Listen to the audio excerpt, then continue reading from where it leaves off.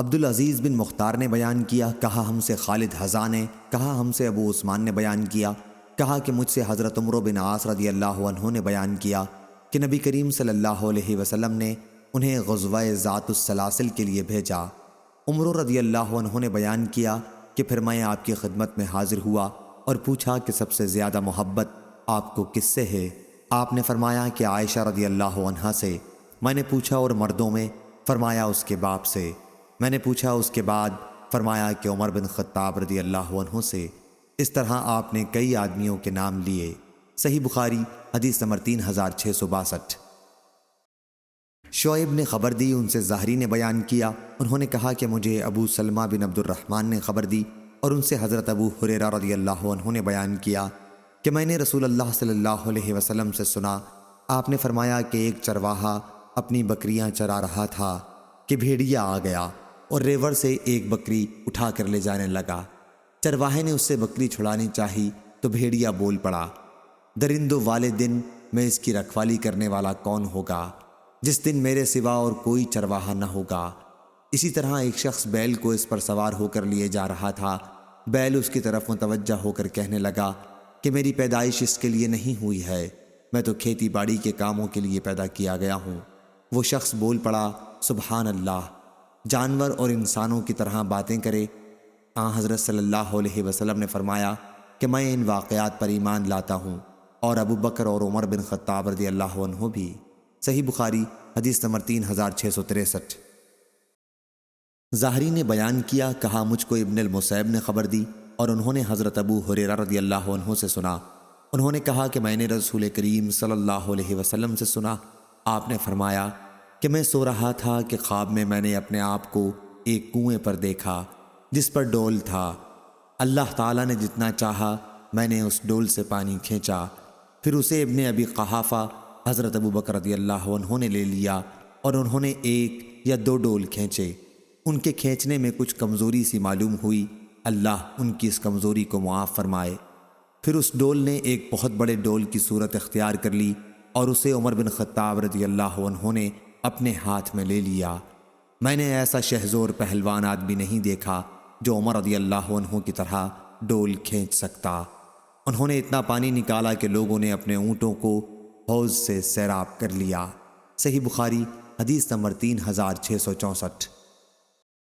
عبداللہ بن مبارک نے خبر دی، کہا ہم کو موسیٰ بن عقبہ نے خبر دی، انہیں سالم بن عبداللہ نے اور ان سے حضرت عبداللہ بن عمر رضی اللہ عنہ نے بیان کیا کہ رسول اللہ صلی اللہ علیہ وسلم نے فرمایا، جو شخص اپنا کپڑا، پاجامہ یا تہبند وغیرہ تکبر اور غرور کی وجہ سے زمین پر گھسیٹتا چلے تو اللہ تعالیٰ قیامت کے دن اس کی طرف نظر رحمت سے دیکھے گا بھی نہیں۔ اس پر حضرت ابو بکر رضی اللہ عنہ نے عرض کیا کہ میرے کپڑے کا ایک حصہ لٹک جایا کرتا ہے، البتہ اگر میں پوری طرح خیال رکھوں تو وہ نہیں لٹک سکے گا۔ حضرت صلی اللہ علیہ وسلم نے فرمایا کہ آپ تو ایسا تکبر کے خیال سے نہیں کرتے، اس لیے آپ اس حکم میں داخل نہیں ہیں۔ موسیٰ نے کہا کہ میں نے سالم سے پوچھا، کیا حضرت عبداللہ بن عمر رضی اللہ عنہ نے اس حدیث میں یہ فرمایا تھا جو اپنی ازار کو گھسیٹتے ہوئے چلے؟ تو انہوں نے کہا کہ میں نے تو ان سے یہی سنا کہ جو کوئی اپنا کپڑا لٹکائے۔ صحیح بخاری حدیث نمبر 3465۔ شعیب نے بیان کیا، ان سے زہری نے بیان کیا، انہوں نے کہا کہ مجھے حمید بن عبد الرحمن بن عوف نے خبر دی اور ان سے حضرت ابو ہریرہ رضی اللہ عنہ نے بیان کیا کہ میں نے رسول کریم صلی اللہ علیہ وسلم سے سنا، آپ نے فرمایا کہ جس نے اللہ کے راستے میں کسی چیز کا ایک جوڑا خرچ کیا، مثلا 2 روپے، 2 کپڑے، 2 گھوڑے اللہ تعالیٰ کے راستے میں دیے، تو اسے جنت کے دروازوں سے بلایا جائے گا کہ اے اللہ کے بندے ادھر آ، یہ دروازہ بہتر ہے۔ پس جو شخص نمازی ہوگا اسے نماز کے دروازے سے بلایا جائے گا، جو شخص مجاہد ہوگا اسے جہاد کے دروازے سے بلایا جائے گا، جو شخص اہل صدقہ میں سے ہوگا اسے صدقہ کے دروازے سے بلایا جائے گا، اور جو شخص روزے دار ہوگا اسے صیام اور ریان سیرابی کے دروازے سے بلایا جائے گا۔ حضرت ابو بکر رضی اللہ عنہ نے عرض کیا، جس شخص کو ان تمام ہی دروازوں سے بلایا جائے گا پھر تو اسے کسی قسم کا خوف باقی نہیں رہے گا، اور پوچھا کیا کوئی شخص ایسا بھی ہوگا جسے ان تمام دروازوں سے بلایا جائے یا رسول اللہ؟ آپ نے فرمایا ہاں، اور مجھے امید ہے کہ تم بھی انہی میں سے ہوگے اے ابو بکر۔ صحیح بخاری حدیث نمبر 3666۔ سلیمان بن بلال نے بیان کیا، ان سے ہشام بن عروہ نے، ان سے عروہ بن زبیر نے، اور ان سے نبی کریم صلی اللہ علیہ وسلم کی زوجہ مطہرہ حضرت عائشہ رضی اللہ عنہا نے بیان کیا کہ حضرت صلی اللہ علیہ وسلم کی جب وفات ہوئی تو حضرت ابو بکر رضی اللہ عنہ اس وقت مقام صح میں تھے۔ اسماعیل نے کہا یعنی عوالی کے ایک گاؤں میں۔ آپ کی خبر سن کر حضرت عمر رضی اللہ عنہ اٹھ کر یہ کہنے لگے کہ اللہ کی قسم رسول اللہ صلی اللہ علیہ وسلم کی وفات نہیں ہوئی۔ حضرت عائشہ رضی اللہ عنہا نے کہا کہ حضرت عمر رضی اللہ عنہ کہا کرتے تھے اللہ کی قسم اس وقت میرے دل میں یہی خیال آتا تھا اور میں کہتا تھا کہ اللہ آپ کو ضرور اس بیماری سے اچھا کر کے اٹھائے گا اور آپ ان لوگوں کے ہاتھ اور پاؤں کاٹ دیں گے جو آپ کی موت کی باتیں کرتے ہیں۔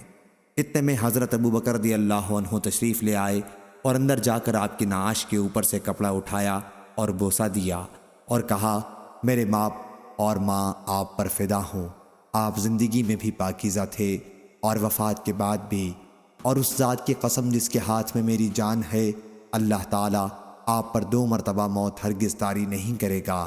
اس کے بعد آپ باہر آئے اور عمر رضی اللہ عنہ سے کہنے لگے اے قسم کھانے والے ذرا تأمل کر۔ پھر حضرت ابو بکر رضی اللہ عنہ نے گفتگو شروع کی تو حضرت عمر رضی اللہ عنہ خاموش بیٹھ گئے۔ صحیح بخاری حدیث نمبر 3667۔ حضرت ابو بکر رضی اللہ عنہ نے پہلے اللہ کی حمد کی اور ثنا بیان کی، پھر فرمایا لوگو دیکھو، اگر کوئی محمد صلی اللہ علیہ وسلم کو پوجتا تھا یعنی یہ سمجھتا تھا کہ وہ آدمی نہیں ہے، وہ کبھی نہیں مریں گے، تو اسے معلوم ہونا چاہیے کہ حضرت محمد صلی اللہ علیہ وسلم کی وفات ہو چکی ہے، اور جو شخص اللہ کی پوجا کرتا تھا تو اللہ ہمیشہ زندہ ہے، اسے موت کبھی نہیں آئے گی۔ پھر ابو بکر رضی اللہ عنہ نے سورہ زمر کی یہ آیت پڑھی اے پیغمبر تو بھی مرنے والا اور وہ بھی مریں گے، اور اللہ تعالیٰ نے فرمایا کہ محمد صلی اللہ علیہ وسلم صرف ایک رسول ہیں، اس سے پہلے بھی بہت سے رسول گزر چکے ہیں، پس کیا اگر وہ وفات پا جائیں یا انہیں شہید کر دیا جائے تو تم اسلام سے پھر جاؤ گے، اور جو شخص اپنی ایڑیوں کے بل پھر جائے تو وہ اللہ کو کوئی نقصان نہیں پہنچا سکے گا، اور اللہ ان قریب شکر گزار بندوں کو بدلہ دینے والا ہے۔ راوی نے بیان کیا کہ یہ سن کر لوگ پھوٹ پھوٹ کر رونے لگے۔ راوی نے بیان کیا کہ انصار ثقیفہ بن ساعدہ میں سعد بن عبادہ رضی اللہ عنہ کے پاس جمع ہو گئے اور کہنے لگے کہ ایک امیر ہم میں سے ہوگا اور ایک امیر تم مہاجرین میں سے ہوگا، دونوں مل کر حکومت کریں گے۔ پھر ابو بکر، عمر بن خطاب اور ابو عبیدہ بن جراح رضی اللہ عنہ ان کی مجلس میں پہنچے۔ عمر رضی اللہ عنہ نے گفتگو کرنی چاہی لیکن حضرت ابو بکر رضی اللہ عنہ نے ان سے خاموش رہنے کے لیے کہا۔